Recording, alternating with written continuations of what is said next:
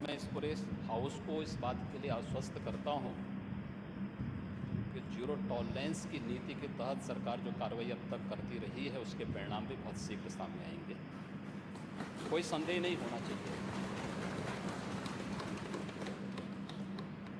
लेकिन जो ये अपराधी हैं, जो ये माफिया हैं, आखिर ये पाले किसके द्वारा गए हैं?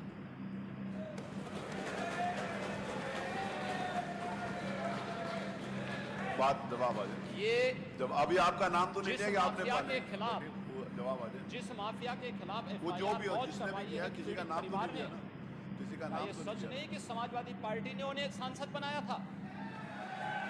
क्या ये सच नहीं है? आप अपराधियों को पालेंगे, प्रदेश पार्टी जिस किसी भी पार्टी का रहा हो, क्या ये अपराधी नहीं था? किस पार्टी का था? करेंगे और उसके बाद तमाशा बनाते हैं आप लोग। एक तरफ अपराधियों को प्रश्रय देंगे, उन्हें गले का हार बनाएंगे और दूसरी तरफ फिर दोषारोपण भी करेंगे। मैं उन्हीं पे आ रहा हूं, उन्हीं बातों पे चर्चा करने के लिए आ रहा हूं। हमारी पार्टी में आप बताइए किस पार्टी का सदस्य है? क्योंकि बहुजन समाज पार्टी से आपकी दोस्ती है, इसलिए बहुजन समाज पार्टी का नाम नहीं ले रहे आप। हम भी उन्हीं बातों पे कह रहे हैं। क्या यह सच नहीं कि जिस अतीक अहमद के खिलाफ पीड़ित परिवारों ने मुकदमा दर्ज कराया, उसके परिवार के खिलाफ, वो समाजवादी पार्टी के द्वारा पोषित माफिया है और उसकी कमर को तोड़ने का काम हमारी सरकार ने किया है। और फिर मैं कह देता हूं, इसी हाउस में कह रहा हूं, इस माफिया को मिट्टी में मिला देंगे। सरकार किसकी है? सरकार किसकी है? गफलत में हो जितने माफिया हैं, इनको मिट्टी में मिलाने का काम करेंगे। अपराधी आप क्या हैं? गलतफहमी दूर कर रहे हैं। अपराधी आप क्या हैं? ये चीजें नहीं हो सकती। अपराधी आप क्या हैं? नहीं सुनेंगे इनकी बात। ये तो आप जानते हैं, आपको बहाना चाहिए था।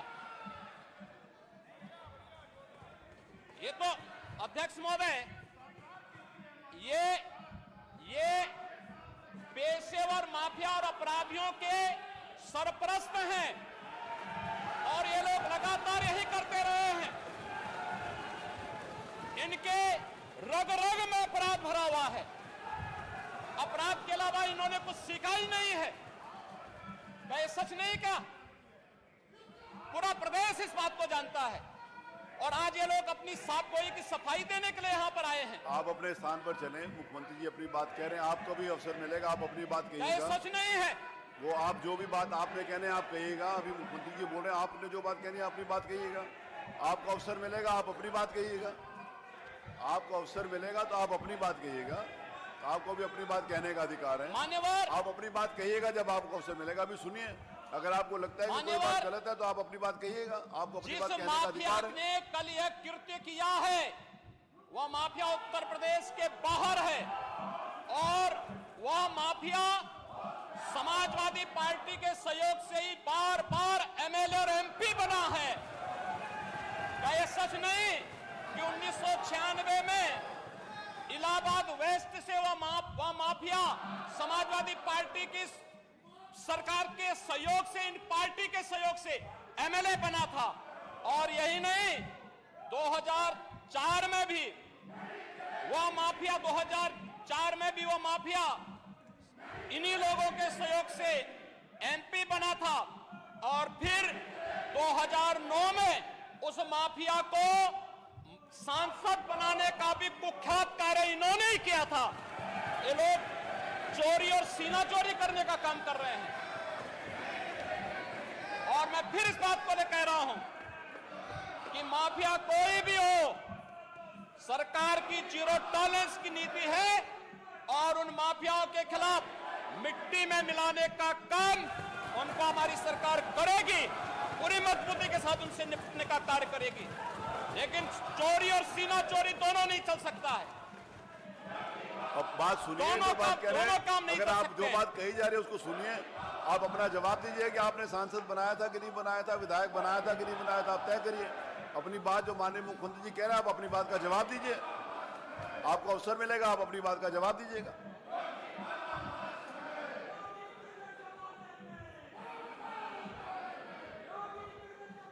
चलिए अब आप अपने सीट पर चलिए, आप अपने स्थान पर चलें, आप अपने स्थान के ऊपर चलें, आप अपने स्थान पर चलें। मेरा निवेदन है कि आप अपने स्थान पर चलें, आप अपने स्थान के ऊपर चलें। माननीय मुख्यमंत्री जी ने 11 बजे आज पूर्व निर्धारित था कि माननीय मुख्यमंत्री जी राज्यपाल के अभिभाषण के ऊपर चर्चा में जवाब देंगे। आप अपने स्थान के ऊपर चलिए, आप अपने स्थान पर चलिए। मेरा आपसे निवेदन है कि आप, ये पूर्व निर्धारित था आदरणीय नेता प्रतिपक्ष किस दिन बोलेंगे और माननीय नेता सदन किस दिन बोलेंगे। आज सुबेरे 11 बजे माननीय नेता सदन के द्वारा राज्यपाल के अभिभाषण के ऊपर अपनी बात कहनी थी। आपने एक विषय उठाया, माननीय मुख्यमंत्री जी ने उसका जवाब दिया। आपको अवसर मिलेगा तो आप अपनी बात कहिएगा। ये मंच सब लोगों के लिए खुला, आप अपनी बात कह सकते हैं। जो भी बात माननीय मुख्यमंत्री जी ने कही है, आपको लगता है कि वो असत्य है तो आप अपनी बात कहिएगा। आप अपनी बात, आपको भी मैं पूरा अवसर दूंगा।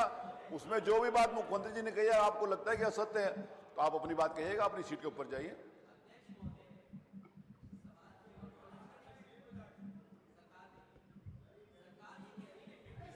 नहीं तो आप माफियाओं को मिट्टी में मिला देंगे, ये तो कहा है। अगर माफियाओं को मिट्टी में मिला देंगे तो इसमें कौन सी गलत बात कह दी। माफियाओं को तो मिट्टी में मिला ही देना चाहिए, कोई भी हो। आप भी यही चाहेंगे, ये भी यही चाहेंगे, ये तो पूरा प्रदेश चाहेगा। इसमें तो पूरा प्रदेश चाहेगा कि कोई भी माफिया हो उसका समाप्त होना ही चाहिए। इसमें आपको प्रसन्न होना चाहिए। इस बात के लिए किसी का नाम नहीं लिया। अगर कोई माफिया है तो उसको मिट्टी में मिलाने की माफिया समाप्त हो, इसमें तो आपको खुश होना चाहिए। हम भी चाहते हैं माफिया समाप्त हो, आप भी यही चाहते हैं, तो हम भी चाहते हैं समाप्त हो। मुख्यमंत्री जी, लेकिन ये भाषा क्या है, मिट्टी में मिला देंगे, माफियाओं को मिट्टी में मिला देंगे। ये कहा किसी क्या भाषा है? मिट्टी में नहीं मिला देंगे। ये क्या भाषा है? माफिया को फिर कानून भिजवाएगा जेल, कानून भेजता है जेल, कोर्ट भेजता है, नहीं किया जा सकता। हम नहीं भिजवा सकते। देखिए माफियाओं को महिमा मंडित क्या नहीं ये किया जा सकता। इलाहाबाद की घटना कोई मामूली घटना है क्या? आप इन्वेस्टमेंट लाना चाहते हो, घटना पे वो कहा है कि जो भी घटना का दोषी होगा, जो भी घटना का दोषी होगा उसको मिट्टी में मिला देंगे। यही तो अपेक्षा की जाती है पूरे प्रदेश में। ये कहा किसने मना किया? देखिए किसने मना किया? जिसने भी किया माफिया जो भी घटना का सूत्रधार होगा और जिसने घटना की होगी उसको मिट्टी में मिलाए देना चाहिए। इसमें कौन सी गलत बात कह दी है? अध्यक्ष जी, माननीय अध्यक्ष जी, जब आप हो गया, आप चलिए, अब आप अपनी बात कहिएगा। वो तो मैं कह ही रहा हूं, आपको अपनी बात कहने का अधिकार है। जो बात मुख्यमंत्री जी कही है, अगर आपको लगता है कि उसमें कोई बात है तो आप अपनी बात कहिएगा। सरकार भी तैयारी से है, मंडे को चर्चा कराइए। आप विषय को उठाएंगे तो हाँ, मंडे को चर्चा कराइए। मंडे को आप विषय लेंगे तो विषय को देखिए जाएगा। मंडे चर्चा। माननीय अध्यक्ष जी, माननीय अध्यक्ष जी, अब इस विषय के ऊपर आगे बात करेंगे जब वो नोटिस देंगे। आज को नोटिस नहीं, ये सब लोग बैठ जाए तो माननीय मुख्यमंत्री से निवेदन करूंगा कि अपना राज्यपाल के भाषण के ऊपर अपनी चर्चा जारी रखें। माननीय मुख्यमंत्री जी।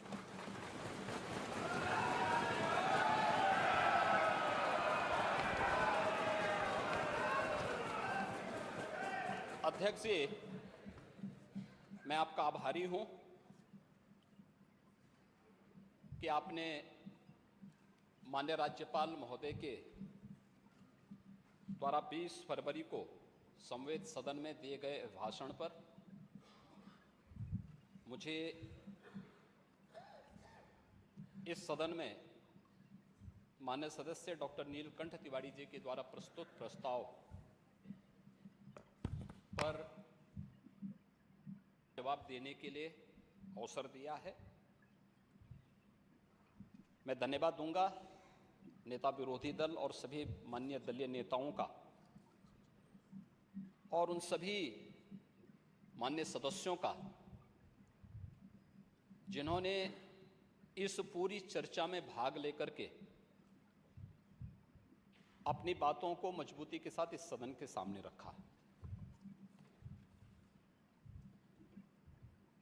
मैं हमेशा इस बात को मानता रहा हूं कि आप हमारी बातों से सहमत होंगे, नहीं होंगे, लेकिन लोकतांत्रिक तरीके से सदन की कार्रवाई को आगे बढ़ाने की आवश्यकता है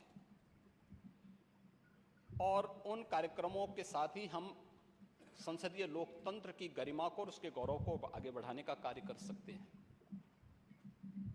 इससे पहले कि मैं अपनी बात को आगे बढ़ाऊं, मुझे महाकवि दिनकर की कुछ बातें याद आ गई।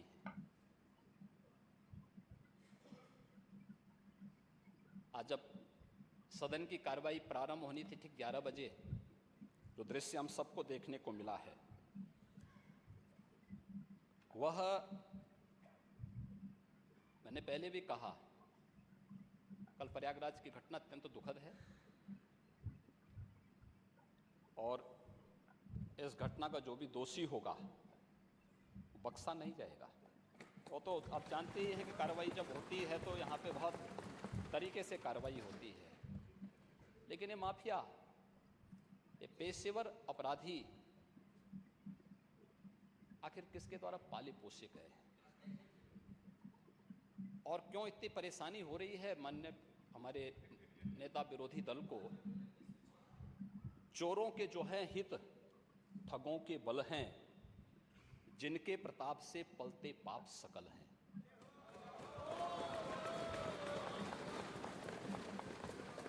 जो छल प्रपंच सबको प्रश्रय देते हैं या चाटुकार जन की सेवा लेते हैं, यह पाप उन्हीं का है।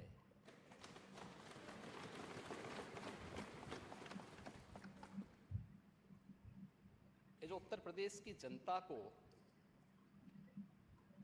25 करोड़ जनता को पहचान का संकट खड़ा हुआ, इन्हीं पेशेवर माफिया और अपराधियों के कारण हुआ है, जो सत्ता के द्वारा पोषित होते थे, जिन्हें महिमा मंडित करके ये लोग अपने आप को गौरवान्वित महसूस करते थे।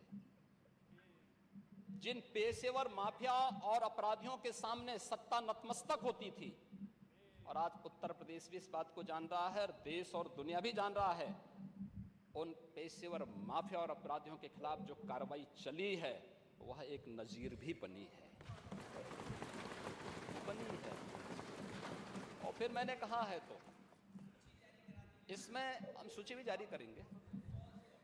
मैं आ रहा हूं, आज हम कर रहे हैं, आज उस पर पूरी चर्चा में भाग लूंगा। और मैं तो इसीलिए मैं धन्यवाद दूंगा माननीय अध्यक्ष जी को कि उन्होंने मुझे आज के दिन दिया है। मुझे लगता है आज और कोई बिजनेस नहीं होगा तो इस बिजनेस को थोड़ा आज इसी पे चर्चा हो जाए, इसी पे आज चर्चा करा ही लिए जाए।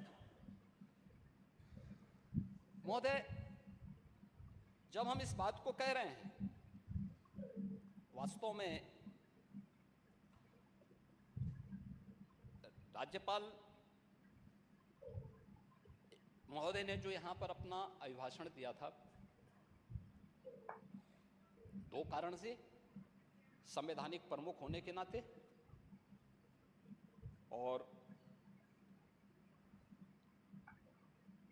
एक मातृशक्ति की प्रतीक होने के नाते इतना सम्मान तो होना ही चाहिए था। हम बड़े बड़े दावे करते हैं, लेकिन लोगों ने कहा बॉक्सिंग लड़कियों की बस की बात नहीं, तो मैंने बोला top women boxers in the world. Here are some top women boxers. Family ने कहा आसपास से रिश्ते आ रहे। मैंने बोला ओके गूगल, आसपास के बॉक्सिंग रिंग्स। ये रहे पास की बॉक्सिंग रिंग। बोलने से सब होगा। सदन में राज्यपाल महोदय आ रही हैं सदन को संबोधित करने के लिए, आपको तो मौका मिलना ही है। आप अपनी बात को, सहमति और असहमति के लिए सदन है, लेकिन हम विरोध करें, गो बैक के नारे लगाएं, अशिष्ट और असंसदीय आचरण करें, यह सदन की गरिमा को तार तार करता है। दूसरा, मातृशक्ति की प्रतीक एक महिला राज्यपाल के द्वारा सदन को संबोधित किया जा रहा हो, हमारे लिए तो गौरव की बात होनी चाहिए, हर्ष की बात होनी चाहिए। उस समय नारे लगा करके पूरे सदन की कार्रवाई को बाधित करने का प्रयास हो। देश के अंदर किस प्रकार का संदेश हम देना चाहते हैं, किस प्रकार का संसदीय आचरण है, किस लोकतंत्र की आप बात कर रहे हैं, फिर किन संसदीय परंपराओं की बात कर रहे हैं, वह दृश्य भी हम सब ने देखा। जो एक महिला राज्यपाल उत्तर प्रदेश की सर्वोच्च संवैधानिक प्रमुख का सम्मान नहीं कर सकते, मान्यवर उनसे ये उम्मीद करना कि वो प्रदेश की आधी आबादी का सम्मान करेंगे, ये तो उनके शासनकाल के समय हुआ ही था जब स्टेट गेस्ट हाउस की घटना घटित हुई थी।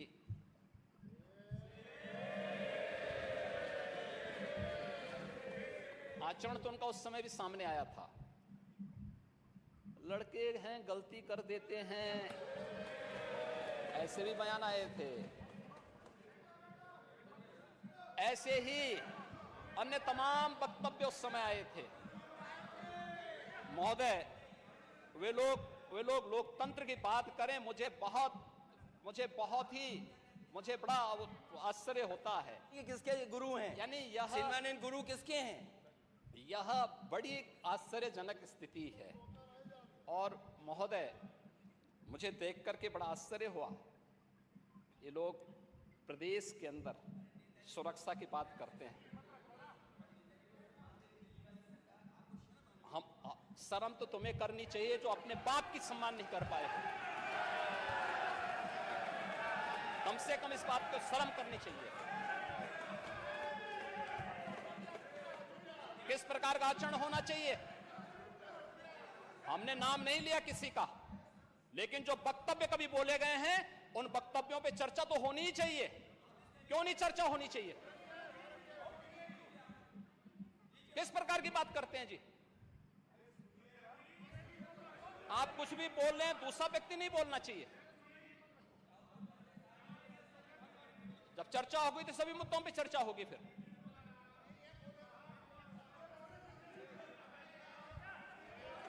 महोदय,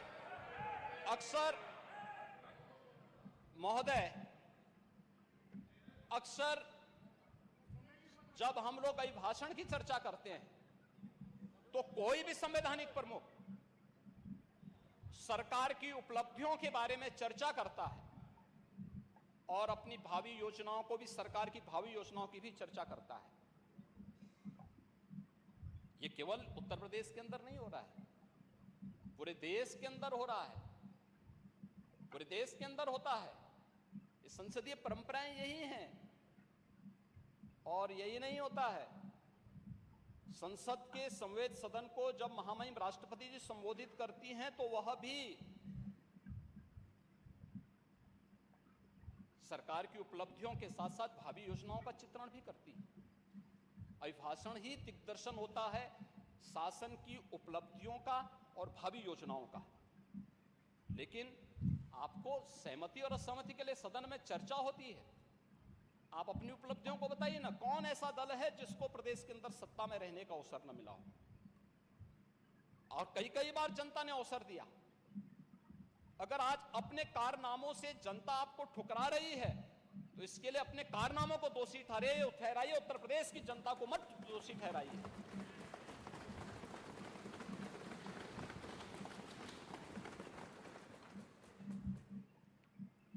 और महोदय, मुझे आश्चर्य इस बात को हुआ, आश्चर्य तो मुझे इस प्रदेश ने नंबर 1 स्थान प्राप्त किया। उन उपलब्धियों के बारे में हर उत्तर प्रदेश वासियों को गौरव की अनुभूति करनी चाहिए, चाहे वो सत्ता पक्ष का हो, विपक्ष का हो, या कोई भी उत्तर प्रदेश का वासी हो। हर एक को गौरव की अनुभूति होनी चाहिए। हमारा उत्तर प्रदेश आगे बढ़े, हम सबको गौरव होना चाहिए। लेकिन हम कहें साहब ये तो गलत है, हम ये कहें कि साहब नहीं, उत्तर प्रदेश तो अभी जो है 50वें स्थान पर है, तो 50 तो राज्य ही नहीं यूपी में अंदर। आश्चर्य होता है हमें। यानी उन्हें ये दिखाने में कि उत्तर प्रदेश तो अभी पिछड़ा है, उत्तर प्रदेश बीमारू है, ये बोलने में गौरव की अनुभूति होती है। ये उत्तर प्रदेश के बारे में इनकी मंशाओं को उजागर करता है। क्योंकि जब इनका शासन था तब कुछ कर नहीं पाए, और आज डबल इंजन की सरकार डबल स्पीड के साथ उन योजनाओं को जमीनी धरातल पर उतार करके उत्तर प्रदेश के अंदर 25 करोड़ जनता को बिना भेदभाव के शासन की योजनाओं का लाभ दे रही है, तो उनको बुरा लगता है। ये सब बुरा लगता है उन्हें। और फिर उसको उसको लेकर के तमाम प्रकार की चर्चाएं शुरू हो जाती हैं, तमाम प्रकार की बातें फिर शुरू होती हैं। होना तो ये चाहिए कि हर सदस्य को, हर माननीय सदस्य को, वो सत्ता पक्ष का हो विपक्ष का हो, उसको उत्तर प्रदेश के गौरव पर, उत्तर प्रदेश की उपलब्धि पर गौरव की अनुभूति करनी चाहिए। कमोबेश डबल इंजन सरकार ने ज्यादा एग्रेसिव तरीके से उसे आगे बढ़ाया है, श्रेय उसको ज्यादा मिलेगा, लेकिन थोड़ा बहुत योगदान हो सकता है कि किसी न किसी सरकार ने भी कुछ न्यू रखने में कुछ तो योगदान किया होगा, पिछली सरकारों ने भी, तो उसी के साथ अपना नाम भी जोड़ देना। तो देखो हमने भी किया, जैसे हर चीज के लिए बोलते हैं, वो तो हम भी करना चाहते थे लेकिन हम कर नहीं पाए, लेकिन चलो जोड़ दो भाई, बोल दो उत्तर प्रदेश आज खाद्यान्न उत्पादन में नंबर 1 पर है, तो हमने भी योगदान देने का प्रयास किया था, या हमने भी किया था। उस समय हम डाटा नहीं फीड कर पाए और भी नहीं कर पाए, हमें बोल देने के, बोलते हैं ना, बोले कम से कम ये तो मैं बोले नहीं उत्तर प्रदेश में ऐसा नहीं हो रहा है, आप तो अन्नदाता किसानों को परेशान, आपको अपमान कर रहे हैं। यूपी के नौजवानों के बारे में हम कहते हैं यूपी में सबसे अच्छा युवा है, स्किल मैन पावर हमारे पास है। नहीं ऐसा नहीं, उत्तर प्रदेश में तो सब विश्वविद्यालय खराब हैं। अब ये आप क्या साबित करना चाहते हैं? उत्तर प्रदेश के बारे में, उत्तर प्रदेश का जो परसेप्शन बना था, क्या उसमें कोई परिवर्तन ही नहीं आया? पिछले 6 वर्ष के अंदर कोई परिवर्तन ही नहीं देखने को मिला, लेकिन स्वीकार करने का की हिम्मत नहीं है, और उन योजनाओं के बारे में उसको नकारने की एक जो आदत है, उस नकारने की इस आदत ने आज उत्तर प्रदेश में, उत्तर प्रदेश को किस स्थिति में पहुंचाया है महोदय, ये किसी से छुपा हुआ नहीं है। और हम इस बारे में जानते हैं कि उत्तर प्रदेश आज जिन योजनाओं में नंबर 1 पर है, खाद्यान्न उत्पादन में आज उत्तर प्रदेश पूरे देश के अंदर नंबर 1 पर है। और मैं तो कहता हूं, बार बार कहता हूं कि उत्तर प्रदेश प्रकृति और परमात्मा की अपार कृपा का राज्य है, अपार कृपा का राज्य है।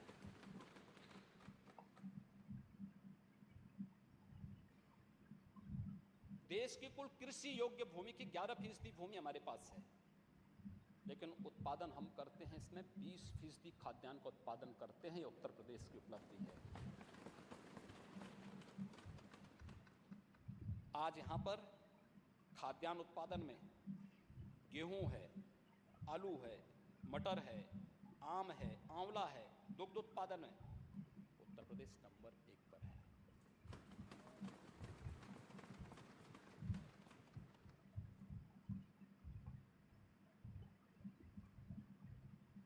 महोदय, गन्ना उत्पादन में उत्तर प्रदेश नंबर 1 पर है।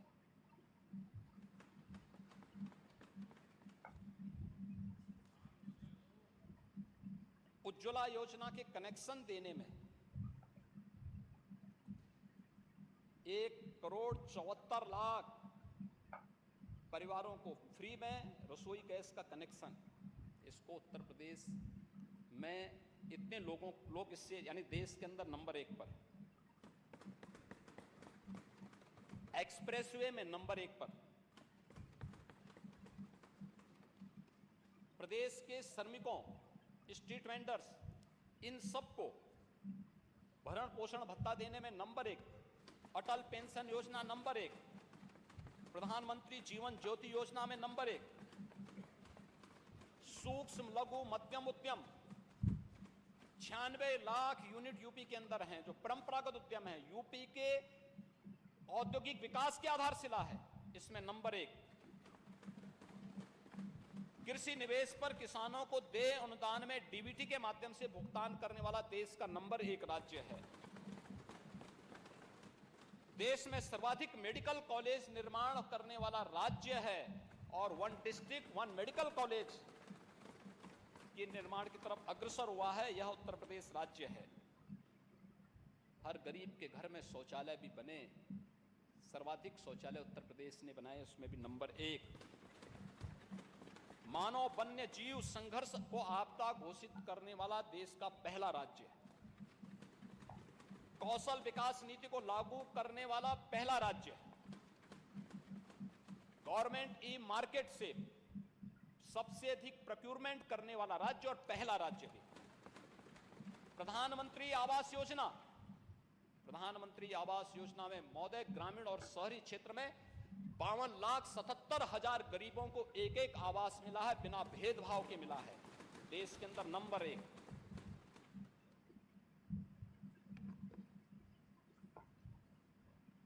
राज्य स्वास्थ्य नीति लागू करने वाला देश का पहल नंबर 1 का राज्य। और महोदय ई प्रोसिक्यूशन प्रणाली के प्रयोग में देश के अंदर नंबर 1 का राज्य है।